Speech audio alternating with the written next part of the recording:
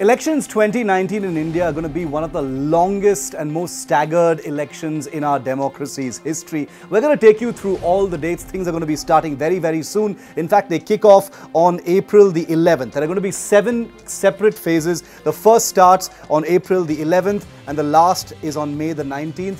Results day is a consolidated day which is on the 23rd of May. Let's first start with phase 1 where the polling date is April the 11th. That's a Thursday. Very important because this is the kickoff phase, the first phase where you basically have 25 constituencies from Andhra Pradesh, Arunachal Pradesh 2, Assam 5, Bihar 4, Uttar Pradesh 8, Uttarakhand 5 and many of these other states that go to the polls in the first phase.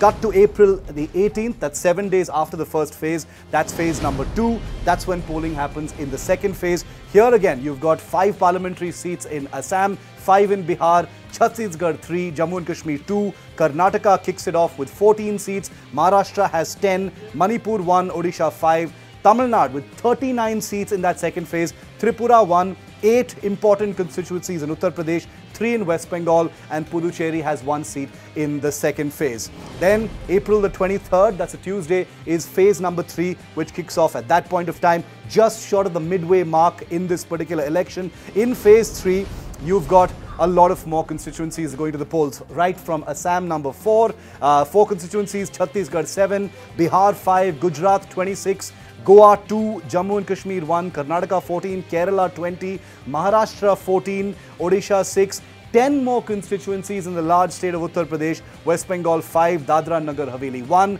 and Daman and Diu also has 1 constituency going to the polls in phase number 3. Then phase number 4, this is way past the halfway mark, half the election is now completely done. Half the constituencies have been polled. April the 29th is when phase number 4 kicks in. In this particular phase, you've got Jammu and Kashmir 1 seat, Jharkhand 3 seats, Bihar 5 parliamentary seats, 6 important constituencies in Madhya Pradesh go to the polls, 17 seats, a large number, 17 seats in Maharashtra go to the polls in the crucial 4th phase. Odisha has 6, Uttar Pradesh has 13 seats, West Bengal has 8. So the 4th phase is going to be very crucial in those large critical swing states during this particular election. Come to phase number 5, you're into May. May 6th is when polling happens in phase 5. In this particular phase, you've got 5 parliamentary seats in Bihar that go to the elections, West Bengal 7, Uttar Pradesh 14 more seats, Madhya Pradesh 7, Rajasthan 12,